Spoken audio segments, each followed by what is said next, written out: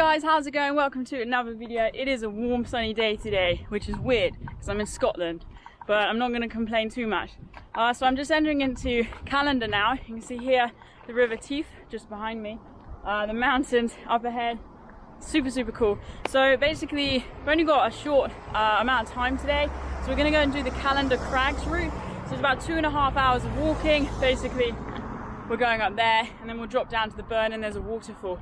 So it shouldn't take too long, but it's going to be really nice just to get out and about, make the most of this good sunny weather. Hopefully we'll get some good views as well.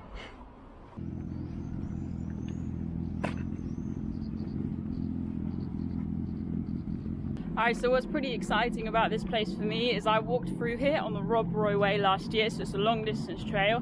See, just over here we've got the Rob Roy Way sign right up there, so high up I can't even reach.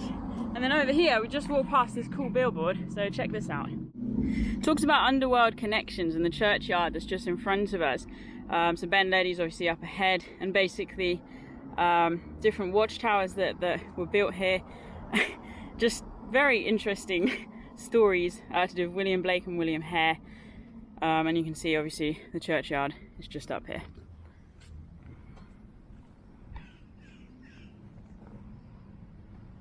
Callander is a small town that serves as a gateway to the Highlands.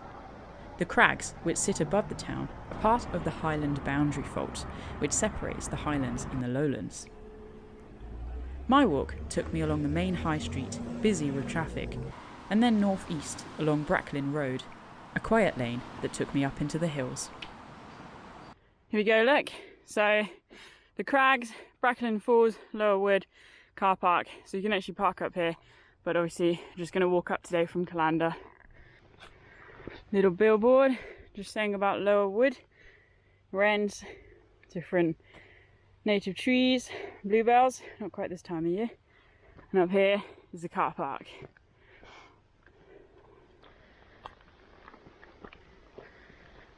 This was the official Callander Crags car park, which often gets very busy very quickly.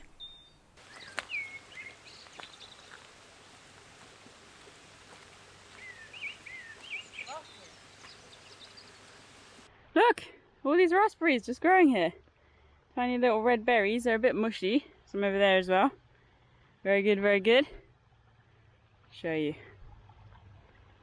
Yeah, very mushy. Still perfectly edible there.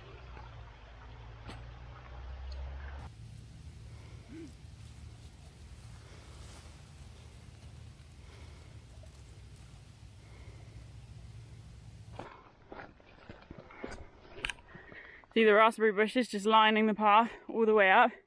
I mean, talk about temptation. Just put your hand in, grab a handful, and just keep walking.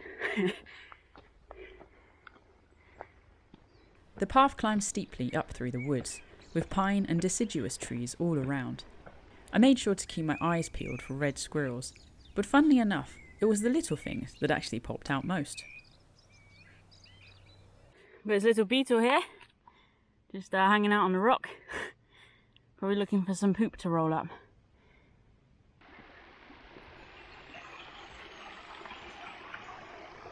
Having left the main forestry track behind, the path grew steeper in its gradient. I wasn't feeling super great in my mental space, so I just kept my head down and pushed onwards and upwards. Climbing ever higher. I mean, the views down over Callander are starting to get pretty decent. It's interesting as the flora is changing around us. So we come through the sort of coniferous pine, through the beech, and now we're getting sort of pioneer species. So we got rowan or mountain ash, and it's like thinner trunked oaks, holly, it's all up here. And of course we've got the bracken here as well, growing alongside the path. The raspberries are long behind.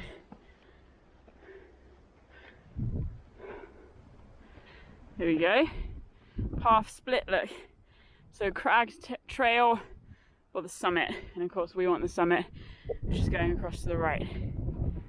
But when you know there's a viewpoint just around the corner, why would we not head left for a couple of seconds? Let's have a look.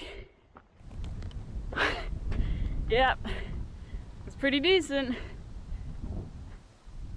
Despite the overcast skies, The sights were mesmerising over Callander, the Campsie Fells and Ben Gillipen. To the west, it was also possible to see the glistening waters of Loch Venachar, along which travels the Rob Roy Way. Okay, so that's that viewpoint. Now let's get to the highest point on this little walk today. There we go, back down past the sign and on to the summit. Through the gate. Notice here all the bilberry bushes, and there, my friends, is a bilberry. Raspberries and bilberries, not bad at all. You can see as well, all of the heather is coming out, striking purple, guiding the way, and we're nearly at the top, just a little bit further. Upland flowers are some of my favourite. Along the ridge was bell and ling heather, harebells, campions, and more. I really couldn't help but feel quite excited. That was until I walked a little bit further. Thought you might appreciate this. So it's a sticky, humid day, as I mentioned. Can you see how this rock is moving? Oh, and look, there's one right on my finger. Flying ants, lovely. Let's not hang around. All hatching out. Here we are nearly at the top then. So the summit is marked by a cairn, the Queen Victoria Jubilee cairn, erected by Malcolm Ferguson in 1897. We've got this little block thing. I'm not actually sure why that's there, but the cairn is just ahead of us. Let's go have a look. Ooh. As always, and as always, you have to boom the cairn. And the views here, man, that's worth the climb. Literally, I don't know, an hour out of Callander, and we are feeling good up here. Here's the cairn. Get ready to boom it. Probably not too closely because there's loads of ants on it. Boom. Job done. Oh no. Can you see that? Alright, we're not staying here for very long. Let's read this plaque. Diamond Jubilee cairn, 1897 by Malcolm Ferguson of Callander. Oh, these are disgusting. Ants aside, the summit was an astonishing place, with 360 views that blew my mind. To the north in particular was a rugged mattress of wild moorland, framed by shapely Munros. Alright, time to go. The ants are getting everywhere. So pressing on along the upper side of the crag now, and pretty soon we'll drop down.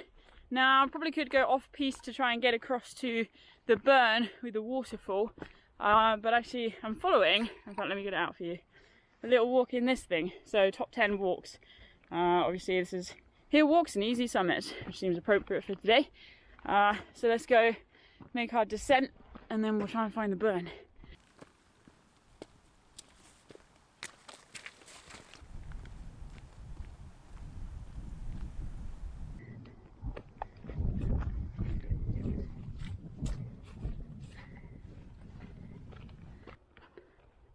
You can see the track here, sort of winding its way up through the mountains. There's actually a farm over there, which is crazy. The cows grazing the hillside, possibly even Highland cows. And then the forestry, you can see coniferous plantation here, and it's been felled and you've got some regrowth going on there as well. Really nice to see the landscape in its different phases of management. The descent along rocky shelves was initially quite quick, again with heather lining the trail. Soon the path reached open grassland, and with it came a whole new set of flowering species, including orchards and clover.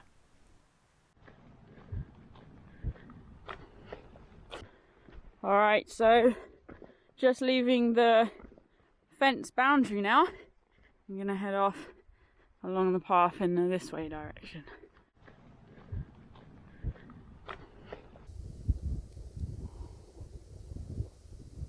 Dropping down through the birch forest here, face planting trees as well apparently. The weather's really changing. The thunderstorms are due to come in tonight actually, so probably not a bad thing to not be under canvas, although it is an experience. Ooh, it's a little wet underfoot as well, but we're dropping down to that track we saw earlier, and we'll continue on from there.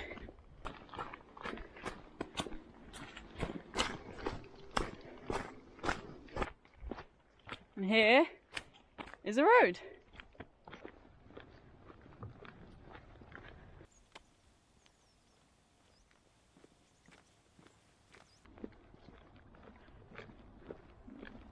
Here we go, so this is the Bracklinn Falls car park. So we've obviously just been walking along down the road. Now I think this is the way, a little detour off the trail to go and find the falls. So let's keep our ears peeled and see if we can spot them.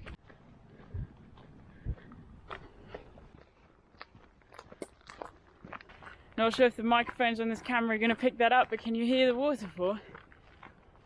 Oof, sounds like a big one. Oh boy, this is looking good.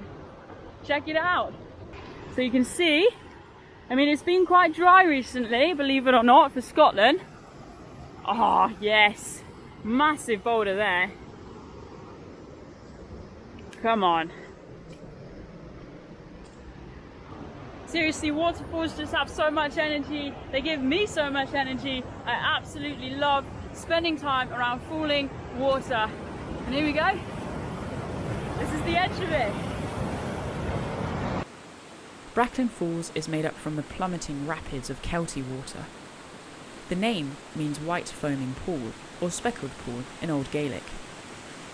It's one of the most stunning falls in all of Scotland, but visitors should be wary. Incidents at the falls have been occurring more frequently than ever before, as people just don't realise how slippery the rocks get. As I was mulling this over myself, the unimaginable happened. A family on the other side of the falls watched in horror as their dog slipped on the wet rocks and fell into the icy waters. It was quickly sucked below the surface and went over the edge. Moments later it burst from the water and managed to climb up onto a rock, where it was stuck, terrified and screaming for help. Oh, wait, so she can't see you.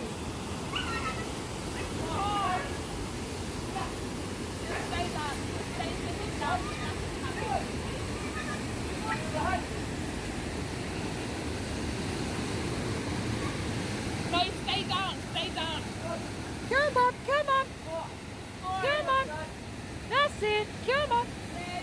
Come on, Doug, come on. Oh.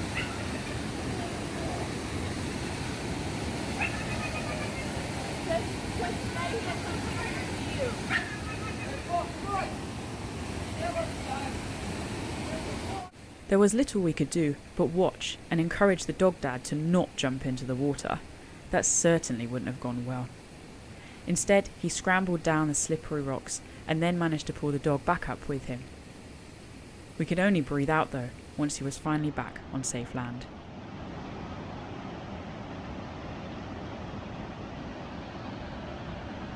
Whew, that was intense. Dog is coming. Let's go say hi to the dog. They've just crossed over the falls. Oh, doggy. Oh, he's like, freedom! Oh, it's, I survived. Yeah. Okay, good to know the dog is alright. Let's check out this bridge. That is quite unexpected. It's big. Wow, nice. Just out here in the middle of Scotland.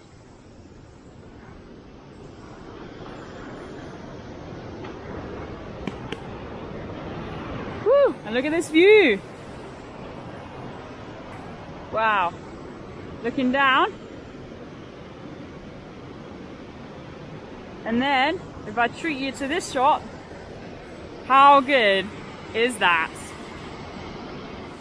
In 2004, flash floods raised the water level by 50 feet, sweeping away the old bridge which spanned Kelty water. It wasn't until 2010 though that the present day was rebuilt and finally opened for the public to use. Alright, so that was the falls. It's just starting to drizzle a little bit now. I think the clouds have decided they want to dump some precipitation on us. So we're going to head back up to the car park, just back along the same track, and then literally it's just down the road. We were following earlier all the way to the car in Callander. So actually, you know what, I'm going to end the walk here because there's the sound of the waterfall, which is somewhat better than the sound of my voice, you know, nature and all that. Also, that's nice. It's a Lucy rock. From Lucy, or by Lucy, or to do with Lucy. Head in the cloud. Anyway guys, I hope you enjoyed this little wander today, and before it goes into the dark woods, I want to say thank you so much for watching. Enjoy your next adventure and stay wild. I'll see you soon. It is really raining over there, so let's get to the car.